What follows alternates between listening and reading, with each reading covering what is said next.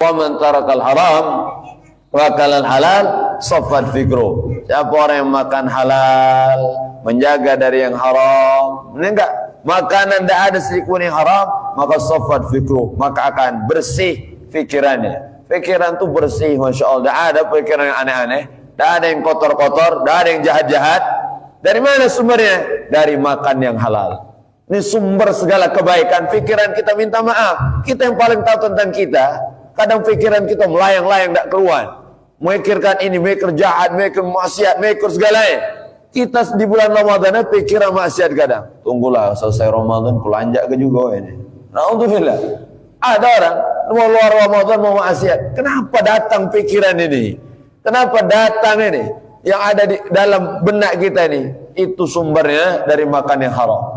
Maka hati-hati betul, jangan sampai kita makan haram. Sekecil apapun hindarkan, khusus anak-anak kita jaga, jangan sampai mereka makan haram. Makan man akalal halal atau jawarihu sya'am aba. Siapa yang makan halal, mau tak mau, suka tak suka, badannya akan taat dan mudah dibawa untuk ibadah. Alhamdulillah.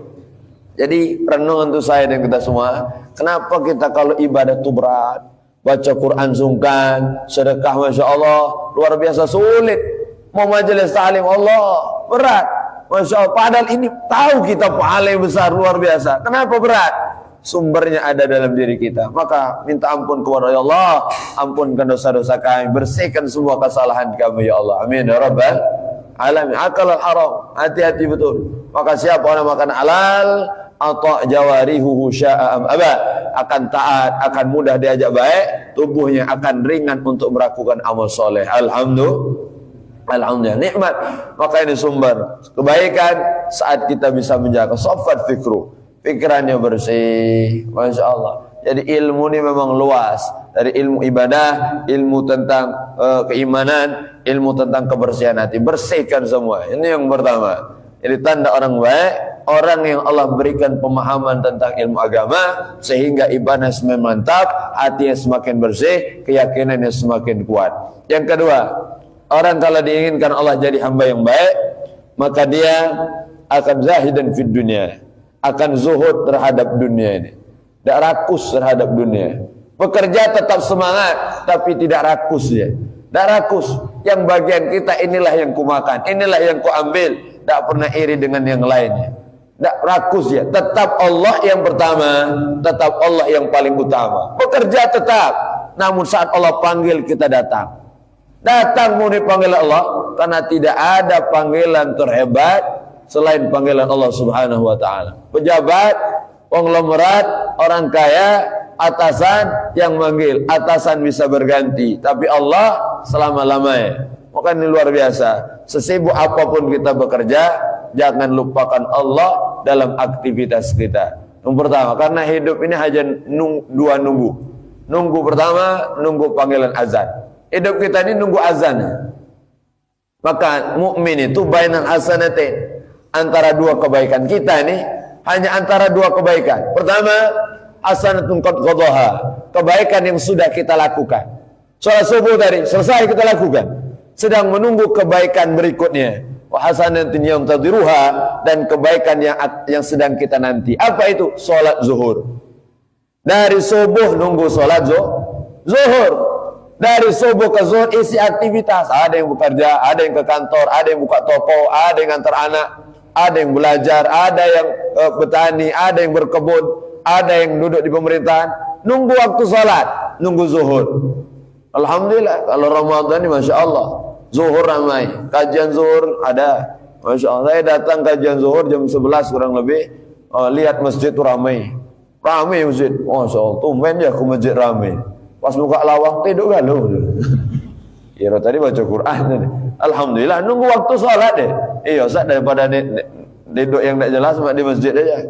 Kan AC-nya dingin ini, Alhamdulillah. Masya Allah, karpetnya lembut pula. Mantap juga jaga nih. Tinggal satu, bawa bantal aja Pak besok sini. Masya Allah, luar biasa, tidak masalah. Jadi kita semua hanya nunggu waktu sholat. Nunggu waktu sholat. Yang kedua, nunggu giliran malaikat maut. Itu aja. Nunggu dipanggil malaikat maut. Maka malaikat dalam riwayat, malaikat maut itu datang ke rumah kita 3 kali sehari. keluar masuk 3 kali sehari. Masya Allah, luar biasa. Kalau dengar serem juga, usah 3 kali sehari. Makan lah Ramadan ya 2 kali cuma masuk 3 kali sehari masuk. Dan alhamdulillah sampai hari ini kita belum terlihat malaikat maut itu.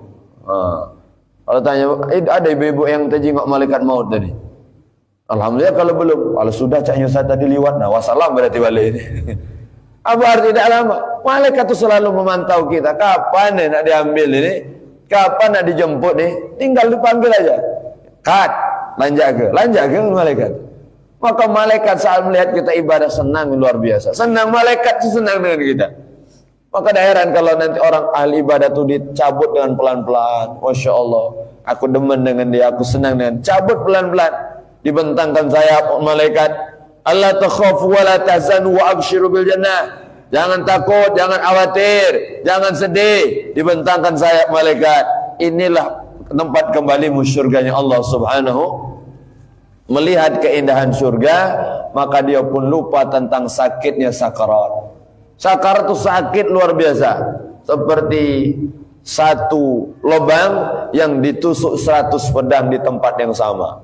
Masya Allah, ditusuk. Kita jangankan satu tusukan pedang, Masya Allah, kena silet, kena pisau dapur aja, oh Masya Allah, kena dikit, tapi yang terdengar sekampung. Oh, Masya Allah, sakit, ngeluh di sana sini. Aku tadi netak bawang, ketemu kawan, netak bawang terus guys. Cerita sakit luar biasa. Bayangkan, hanya satu yang terkelupas. Bagaimana kalau satu kuku tercabut? Bagaimana kalau 2 kuku? Bagaimana kalau 3? Bagaimana kalau 4? Kalau 5? Bagaimana 10? Kalau 20? Bagaimana sakitnya? Saat sakarat, semua urat kita terputus. Semua urat kita, sakitnya luar biasa. Masya Allah. Saat itu yang menegangkan itu, ternyata datang malaikat yang membuat kita lupa tentang sakitnya sakarat. Dibentangkan, ini nah yang sudah istiqamah ibadah, yang sudah berjuang di rumah Allah, yang sudah berikan andil terbaik untuk membantu agama Allah. Maka Allah bentangkan sayap malaikat, terlihat surga, maka dicabut tanpa terasa kenikmatan, kebahagiaan. Maka tidak heran mereka tersenyum bahagia. Alhamdulillah, tersenyum, Masya Allah melihat. Maka jangan heran juga ada orang sebelum meninggal, menjerit-jerit dia. Masya Allah, ada orang masuk di kamar, anaknya masukkan di kamar, orang tuanya sedang sakaratul maut, dimasukkan oleh anaknya dalam kamar. Saat masuk kamar, ditaruh, minta maaf, hewan najis satu, anjing, taruh di situ. Kalau anjing lah berhenti, berarti lah balik bapak kita. Alhamdulillah, sakingnya takut dia melihat itu. Kalau anak soleh, anak baik, tak takut dia. Abahnya sudah mau sakarat, keliling anak-anaknya baca Quran. Alhamdulillah, bacakan Yasin. Apa manfaatnya? Kata Imam Ibnu Katsir, orang kalau mau meninggal dibacakan Yasin, maka yusahil khuruj ruh, akan Allah mudahkan ruh untuk keluar dari jasadnya. Maka dah usah khawatir, dah usah takut. Kalau orang mau meninggal, bacakan Yasin aja sekelilingnya. Nah, ayo, sama-sama kita baca Yasin. Masya Allah, bapak kita nak meninggal jaknya nih, baca Yasin. Pasti kena meninggal nih, bukan bapak lagi tidur atau laki lagi tidur. Aku nak baca Yasin, laki aku berat laju dulu. Jangan juga, orang mau meninggal ini, sakarat, bacakan Yasin dikeliling. Masya Allah, keluar nikmat, bahagia. Boleh juga dibacakan untuk laki yang tak solat, bacakan Yasin itu. Masya Allah. Tapi jangan kuat Yasin aja. Ngapa ibu baca Yasin? Biar bapak dapat hidayah. Alhamdulillah. Jangan ngomong Ustaz. Kalau tahu Ustaz baca Yasin biar cepat laju. Marah dengan Ustaz ini. Naam, jadi nikmat, jadi kebahagiaan, indah kita hidup kita istiqomah dalam taat ibadah sampai wafat husnul khatimah. Amin ya rabbal. Ini puncak perjuangan kita. Jadi berjuang sampai akhir. Jangan tertipu dengan dunia. Jangan dunia menyibukkan kita. Gara-gara mengejar dunia, lupa sang pemilik dunia, yaitu Allah Subhanahu wa ta'ala. Yang ketiga, orang kalau Allah kehendaki jadi hamba yang baik, maka dia akan semakin tahu tentang dirinya, akan semakin tahu tentang kekurangannya. Abasarun bi'uyubihi, semakin tahu tentang aibnya. Jadi dapat ilmu untuk kita, ya Allah. Aku paling tahu tentang diriku, ya Allah. Aku paling tahu tentang keburukanku, ya Allah. Maka dia tidak akan mungkin sibuk ngurusi orang lain. sudah sibuk dengan dirinya, dia tahu tentang kapasitasnya, dia tahu tentang jati dirinya, maka dia sibuk memperbaiki keadaannya. Semakin semangat, semakin ibadah, semakin taat, semakin tambah umur, semakin banyak kebaikannya. Alhamdulillah, ya nikmat dari Allah. Alhamdulillah, nikmat. Jadi yang penting istiqomah. Ini baru separuh perjalanan kita di Ramadan tahun ini. Masih separuh lagi. Biasa kalau sudah separuh ini badan mulai lesu biasa. Mulai lesu, badan mulai lemas, batuk, pilek, masya Allah, mentak pala, buntu, macam-macam udah. Kalau sudah separuh terakhir ini dompet kosong, saat itulah galak mentak pala itu. Masa ngejo ke pulau ini, ngejo ke mana, saat gelok nak diisi, baju baru nak dibeli, masya Allah, pikir semua ini. Masya Allah, namun jangan sampai melupakan kita dari ibadah. Jaga terus, sholat isya jamaah, tarawih jamaah, witir jamaah, subuh jamaah, majelis ta'lim, baca Quran. Kita jaga setiap hari sampai akhir, insya Allah. Allah berikan kita anugerah berjumpa dengan malam Lailatul Qadar. Amin ya Rabbal.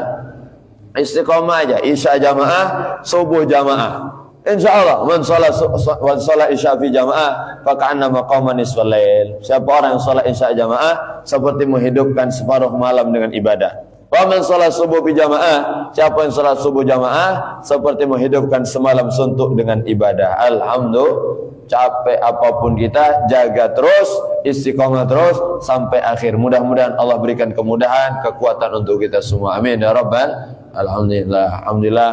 Ini luar biasa, ada guru kita Ustaz Ridwan, Masya Allah, dan semua pengurus Masjid Al-Ma'arif, Masya Allah. Mudah-mudahan Allah sehatkan kita, Allah berikan kemudahan segala urusan kita, mudah-mudahan Allah berikan keberkahan dalam hidup kita, mudah-mudahan perjumpaan kita akan terus berlanjut sampai surga. Amin ya Rabbal. Dan kita berharap mudah-mudahan Ramadan ini bukan jadi Ramadan terakhir bagi kita. Mudah-mudahan tahun depan masih jumpa lagi, masih bisa menikmati ibadah lagi. InsyaAllah mudah-mudahan Allah berikan istiqomah, berkah dunia akhirah. Amin ya Rabbal Alamin. Jam 6:05. Alhamdulillah. Karena cawisan Ramadan ni tak boleh lama-lama. Terkhusus ustaznya, lah kering mulut ini. Pagi masih hari ini. Alhamdulillah. Yang penting ada hikmah, istiqomah aja terus. Masya Allah. Mudah-mudahan ada manfaat dan hikmahnya. Hadza minni wa lakum minkum. Terima kasih segala perhatian. Mohon maaf atas segala kekurangan. Kita doakan juga orang tua kita yang istiqomah di masjid kita tercinta, untuk kampung kita tercinta. Mudah-mudahan berikan panjang umur, sehat, afiah, berkah dunia akhirah. Amin ya Rabbal. Hadza minni wa lakum minkum. Assalamualaikum warahmatullahi wabarakatuh.